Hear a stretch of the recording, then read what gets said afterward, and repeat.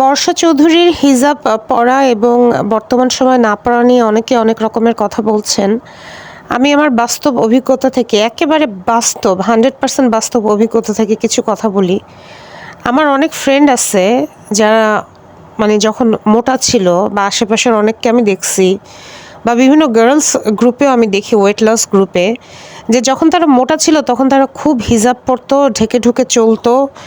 এমনকি তাদেরকে যদি জিজ্ঞাসা করতাম ফেসবুকে ছবি দাও না কেন, তো বলতো যে ফেসবুকে ছবি দিলে তো গুনাহ হবে, এটা হারাম, আমি পর্দা করি, এই সেই। তো তারা ফেসবুকে ছবি দিত না। তো কোনো কারণে তারা যখন ডায়েট মায়েট করে অনেক শুকায় টুকায় গেল, এরপরে তাদের মাথা থেকে হঠাৎ করে হিজাব চলে গেল।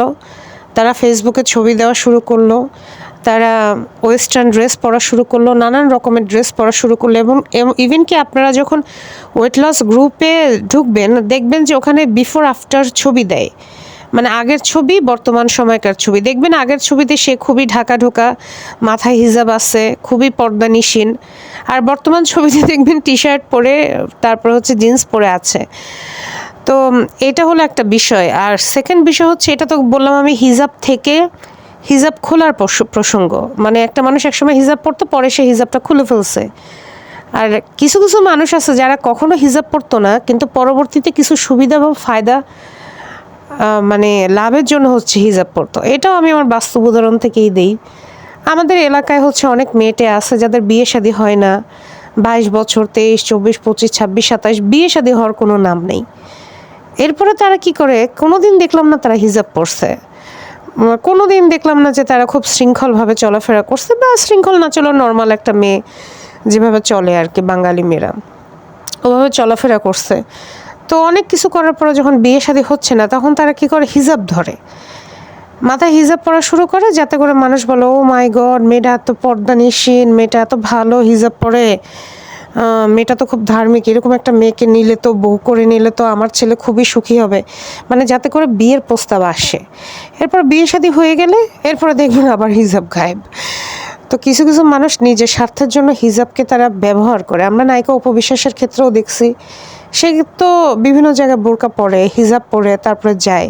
অতীতেও দেখছি। তার মানে কি সে হিজাবটাকে রেসপেক্ট করে, হিজাবটাকে কি সে ভালোবাসে? বাসে না তো। আর আপনি যদি পর্দার কথা বলতেই হয়, দেখেন আমি আপনি যেভাবে আমরা হিজাব পরি, আমরা ফেসবুকে ছবি দিচ্ছি, এগুলো তো আসলে এগুলো তো আসলে ইসলামের সাথে সম্পর্কিত না। ইসলাম তো মেয়েদেরকে এভাবে পর্দা করতে বলেনি। ইসলাম কীভাবে পর্দা করতে বলছে সেগুলো আপনারা আমার থেকেও খুব ভালো করে জানেন। এগুলো আপনারা খুবই ভালো করে জানেন যে ইসলামের পর্দা বেসিক্যালি কীভাবে করতে বলছে।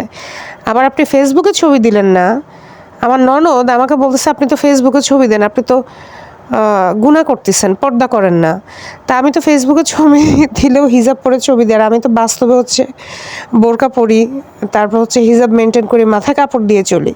এখন আমার ননদেরা হচ্ছে ফেসবুকে ছবি দেয় না, কিন্তু তারা হচ্ছে বিয়ের প্রোগ্রাম থেকে শুরু করে কলেজ, ইউনিভার্সিটি, জীবনে কোনো দিন না মাথায় কাপড় দিচ্ছে না বোরকা পরছে, জীবনে কোনো দিন না মাথায় কাপড় দিছে না বোরকা পরছে। এমনকি আমার শাশুড়ি এখনও হচ্ছে মাথায় কাপড় সে দেয় না। বিভিন্ন বিয়ের প্রোগ্রামে গেলে সে মাথায় কাপড় ছাড়া যায়।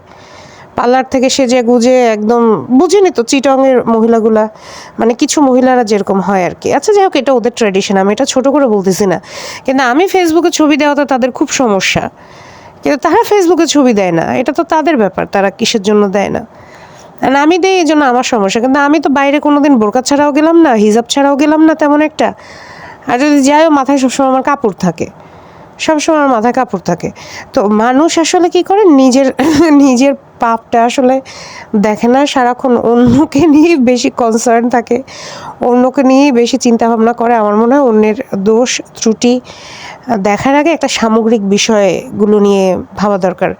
বর্ষা চৌধুরী, অপবিশ্বাস বলি বা আরও যারা যারা আছে, তারা হিজাব পরলেও ইসলামের কিছু যায় আসে না, না পড়লেও কিছু যায় আসে না, এটা একান্তই তাদের ব্যক্তিগত ব্যাপার। তো সুতরাং, আর সে বর্ষা চৌধুরী যেভাবে হিজাব পরতো, ওটা তো পর্দার ভিতরে পড়েও না, তাহলে সে হিজাব খুললেই কি পড়লেই কি, তা আমাদের আসলে কি যায় আসে বলেন তো?